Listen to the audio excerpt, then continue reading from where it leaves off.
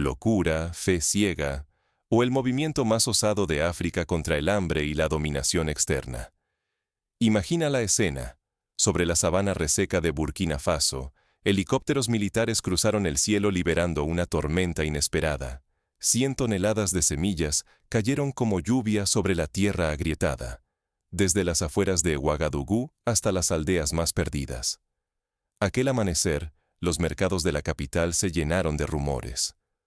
Una multitud de comerciantes y agricultores intercambiaban teorías bajo el sol naciente. ¿Qué transportaban esos helicópteros si no eran soldados ni ayuda internacional? Algunos recordaron los bombardeos de décadas pasadas, pero ahora, en vez de destrucción, el aire traía promesas. Los campesinos, acostumbrados a la siembra manual, encontraron sus campos cubiertos por miles de semillas: mijo, maíz, mandioca, maní. Estaban esparcidas como si una mano invisible hubiera sembrado esperanza sobre el polvo. Era una visión tan inesperada como emocionante, recordando a las lluvias de maná de relatos religiosos o las escenas de resurgimiento tras grandes guerras. La sorpresa se tornó pronto en escepticismo. En las radios y los cafés, la acusación corría: un show caro, condenado al fracaso. Los críticos advertían que las aves devorarían todo antes de ver brotes, o que el dinero se había arrojado, literalmente, al viento. No era la primera vez que un país africano era acusado de imprudencia por atreverse a innovar. Cuando Etiopía, hace más de 3 décadas, intentó implementar sistemas de riego a gran escala, la comunidad internacional reaccionó con escepticismo similar. En ambos casos, la raíz del miedo era la misma. ¿Podría un país africano realmente desafiar el orden impuesto? Pero esto no era solo un alivio desesperado ante la sequía. Era el inicio de una guerra invisible. No era solo un experimento agrícola, sino el primer acto en una lucha por la soberanía alimentaria, un desafío directo a las potencias que durante décadas dictaron lo que África siembra, consume y exporta. Para el presidente Ibrahim Traoré, el precio del fracaso era inmenso. Si la siembra aérea fallaba, Burkina Faso perdería millones, arruinaría su reputación y quedaría aún más dependiente. Pero si triunfaba, rompería el ciclo de sumisión, ganaría autonomía y encendería una chispa de emancipación capaz de incendiar todo el continente. ¿Qué llevó a Traoré a desafiar al mundo y arriesgarlo todo? ¿Qué contexto y estrategia hay detrás de la mayor lluvia de semillas en la historia africana? Para entender esta apuesta colosal, hay que retroceder y desenterrar el plan secreto que cambió el destino de Burkina Faso. El plan no surgió de la nada.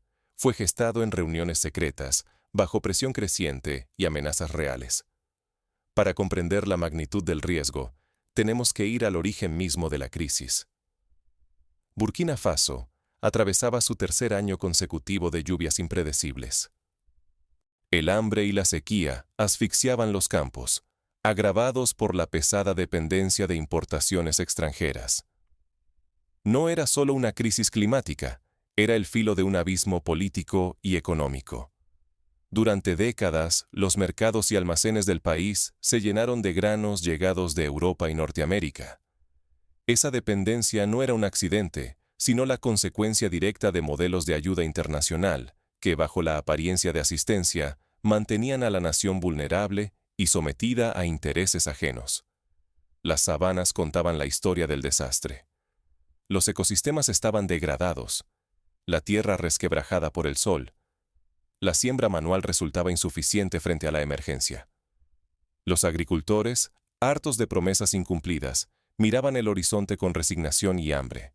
En los despachos presidenciales, la pregunta era brutal: ¿seguir mendigando pan o arriesgarlo todo por la soberanía? Ibrahim Traoré eligió el riesgo.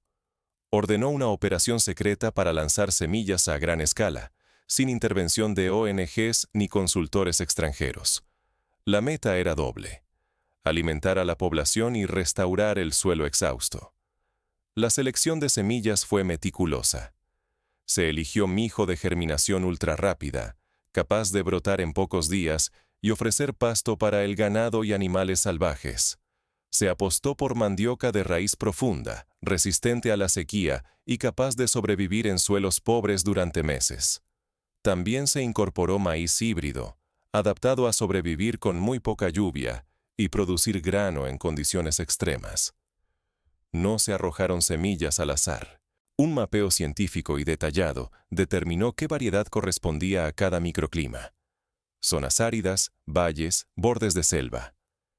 Así, cada semilla tendría la mejor oportunidad, sin competir, sino complementándose para maximizar la cosecha. Para ilustrar la precisión de este proceso, imagina un mosaico de colores sobre el mapa nacional. En las zonas más áridas, el mijo fue la apuesta principal, mientras que en los valles fértiles, el maíz híbrido ocuparía el protagonismo. En los bordes de selva, donde la humedad aún se resiste a desaparecer, la mandioca haría su magia, penetrando el suelo con raíces profundas y esponjando la tierra para futuras siembras. La operación se planificó en el más absoluto secreto. Ninguna agencia de ayuda, ningún consultor internacional, ningún lobby extranjero conocía los detalles. Todo fue ejecutado por equipos nacionales y socios africanos, blindando al país ante las críticas externas y eventuales sabotajes diplomáticos. Para asegurar la confidencialidad, se utilizó un sistema de comunicación por radio cifrada, y todos los mapas de lanzamiento fueron impresos en papel especial que se autodestruiría si caía en manos equivocadas. Los pilotos de los helicópteros fueron seleccionados entre los militares más experimentados y leales al proyecto, y recibieron entrenamiento especial en rutas de vuelo evasivas para evitar la detección satelital. Pero el riesgo era inmenso. Si la siembra fallaba, Burkina Faso no solo perdería recursos vitales. El fracaso reforzaría la vieja narrativa global de que África no puede valerse por sí misma, de que necesita tutela y limosnas eternas. El orgullo y el futuro de la nación pendían de un hilo. Ningún plan audaz se ejecuta sin resistencia. Pronto, la siembra aérea desataría una tormenta política y provocaría sabotajes dentro y fuera del país. Las primeras semanas tras la siembra fueron de incertidumbre. Todo el país contuvo la respiración, mientras los enemigos acechaban en las sombras y los cielos prometían tanto vida como desastre. La siembra ni siquiera había germinado y ya era el blanco de ataques desde París hasta Nueva York. Ni una sola planta asomaba, y aún así, las reacciones se volvieron inmediatas y feroces. Burócratas en Bruselas, grupos de presión agrícola en Washington y la oposición local desataron una tormenta política y mediática inédita. Cada actor tenía algo que perder si Burkina Faso rompía la dependencia alimentaria. Cada uno hizo sonar sus alarmas, temerosos de un ejemplo africano que no pudieran controlar. Las primeras portadas internacionales destilaron escándalo, no esperanza. En Francia y Estados Unidos, titulares acusaban a Traoré de despilfarrar millones, de lanzar semillas vencidas, o peor aún, de inundar la sabana con biotecnología experimental peligrosa para el ecosistema africano. Cadenas de noticias repetían, sin pruebas, que todo era un teatro carísimo para distraer de otros problemas. Analistas desde estudios en Europa dictaron sentencia de fracaso sin haber pisado jamás el Sáhel. Dentro del país, la oposición aprovechó para sembrar desconfianza. Rumores de corrupción y contratos turbios se multiplicaron en mercados y radios comunitarias. Algunos aseguraban que las semillas venían del mercado negro. Otros insinuaban un experimento secreto con plantas transgénicas prohibidas por la tradición. El clima de sospecha amenazaba con incendiar el apoyo popular justo cuando la paciencia era vital. Para entender el alcance de la desinformación, basta recordar cómo, durante la llamada Revolución Verde, en la India, también circularon rumores de sabotaje agrícola y manipulación internacional. La diferencia es que en Burkina Faso, la resistencia no venía solo desde fuera, sino también de sectores internos que veían amenazados sus propios privilegios. Pero el asedio no era solo verbal. En noches sin luna, reservas enteras de semillas ardieron por incendios provocados. Surtidores de agua fundamentales para la germinación, aparecieron contaminados con productos químicos. Sabotajes directos se multiplicaron. Vuelos de drones sobre campos, mercenarios capturados en la frontera con Malí, amenazas a ingenieros y pilotos. Cada atentado era una advertencia. Un solo golpe certero bastaría para arruinar la cosecha y devolver el control a las multinacionales del grano. Las huellas de la intervención extranjera se hicieron imposibles de ignorar. Agentes encubiertos, contratos sospechosos con exportadores europeos y estadounidenses, pagos a consultores independientes que resultaron ser espías. Documentos filtrados mostraban reuniones secretas entre lobbies de cereales y embajadas occidentales, todos decididos a frustrar el experimento burkinés antes de que cundiera el ejemplo. Ibrahim Traoré, lejos de ceder, ajustó la estrategia. Ordenó vigilancia reforzada en los campos, activó alianzas regionales para compartir inteligencia y expulsó a decenas de supuestos asesores de ayuda que solo buscaban sabotear desde dentro. La contravigilancia se volvió rutina diaria. Cada bolsa de semilla era rastreada, cada incidente investigado hasta el último detalle. Traoré sabía que cualquier descuido podía costar vidas, tierra y la posibilidad de independencia para toda una generación. La tensión era total. Un solo sabotaje exitoso destruiría meses de trabajo, arruinaría a miles de familias y daría la victoria definitiva al dominio extranjero sobre el alimento africano. Se trataba de una batalla existencial, y Traoré apostaba todo a que la resistencia podía más que el miedo. Para fortalecer la defensa comunitaria, se organizaron patrullas nocturnas con voluntarios de cada aldea.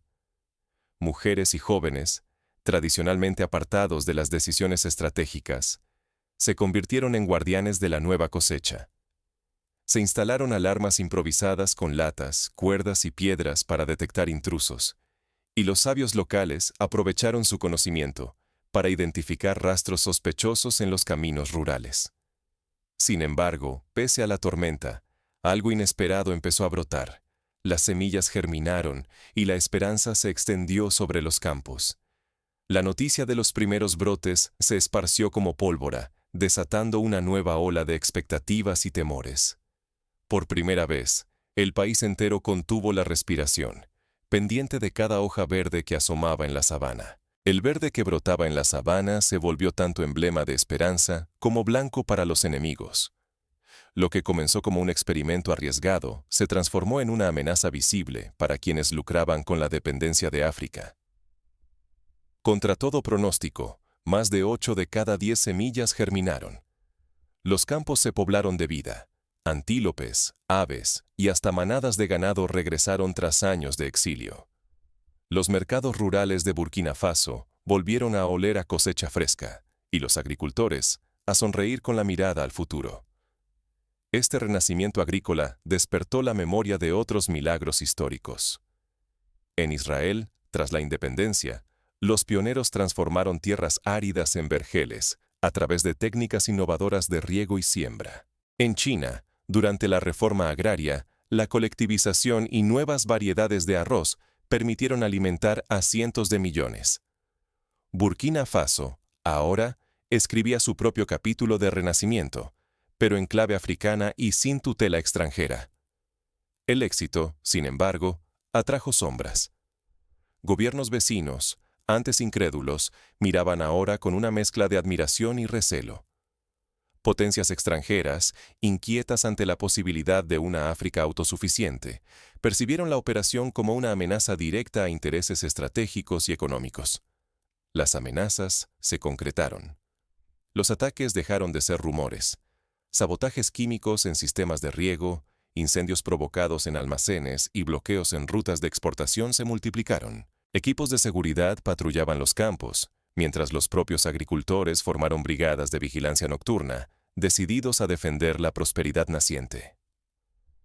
Para proteger la infraestructura crítica, se instalaron cámaras ocultas en los principales puntos de almacenamiento y se crearon redes de comunicación rápida entre las aldeas.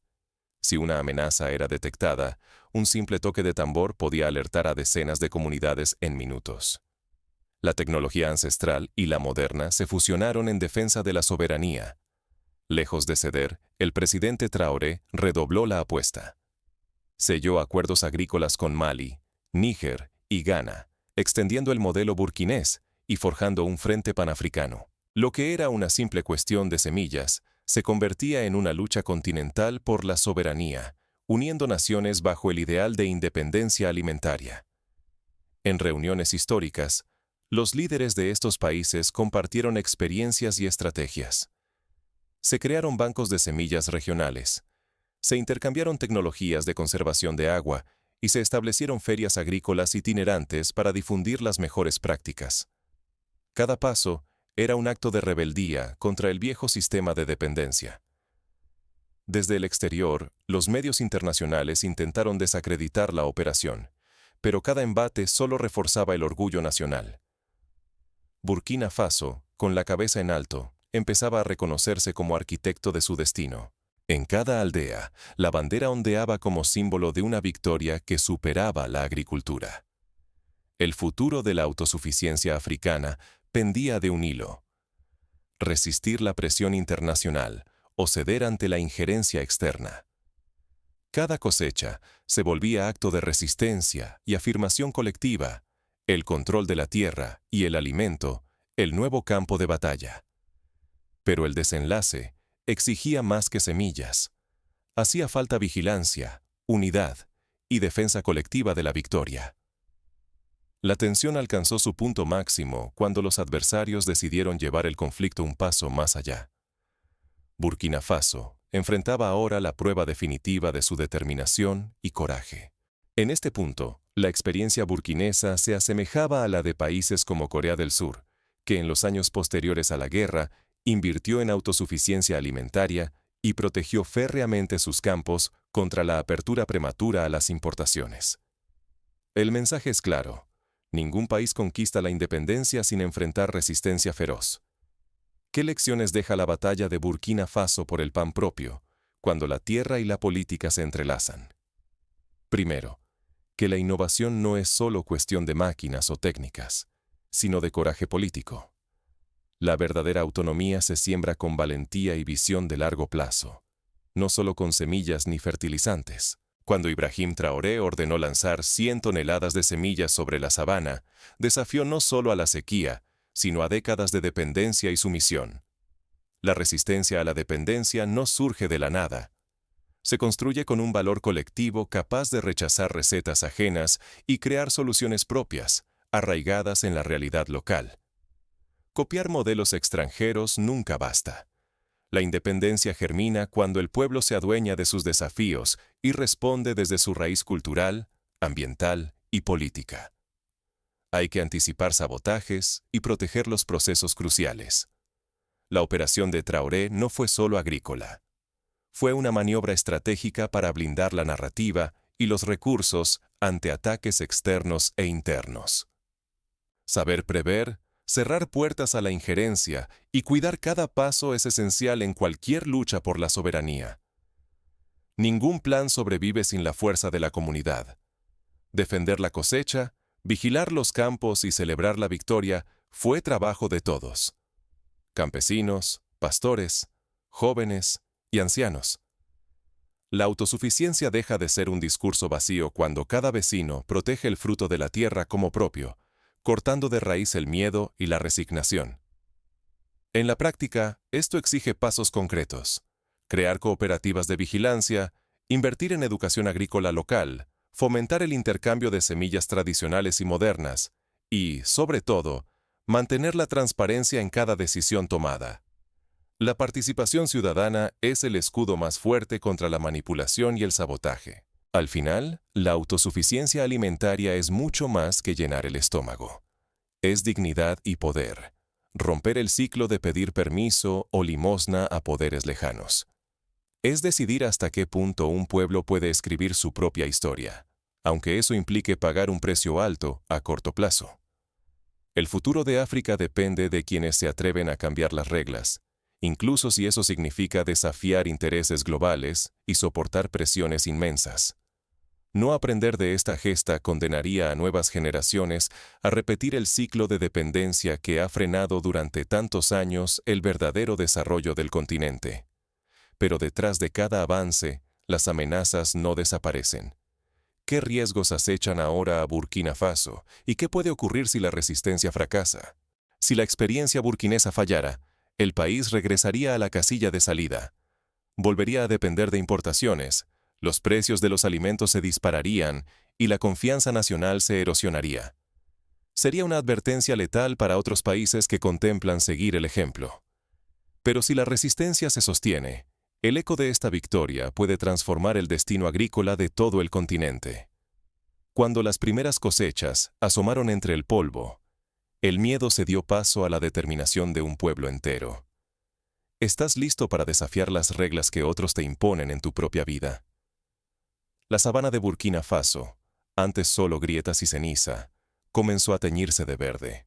No fue un milagro, sino el resultado de una apuesta sin precedentes. El presidente Ibrahim Traoré ordenó lanzar 100 toneladas de semillas, esparcidas desde helicópteros. Más que sembrar, fue una declaración de guerra política y económica contra la dependencia alimentaria dictada desde el extranjero. Las amenazas no tardaron en multiplicarse. Desde Europa y Norteamérica, lobbies de importadores de grano alertaron a sus gobiernos sobre inestabilidad de mercados y daños ecológicos. Internamente, surgieron dudas, miedos al costo y al fracaso. Pero la libertad alimentaria se gana solo con vigilancia constante y la valentía de arriesgarlo todo por el bien común. Nadie regala la independencia, se conquista, grano a grano, elección tras elección. Lo que parecía imposible se volvió visible.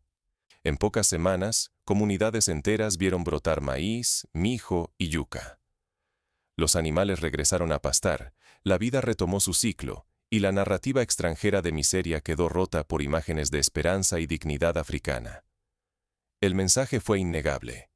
Aquí, la autosuficiencia no es un sueño, sino una estrategia de supervivencia. ¿Y tú?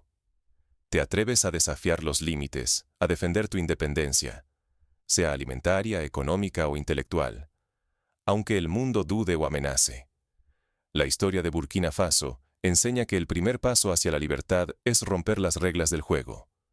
La batalla no termina con la primera cosecha.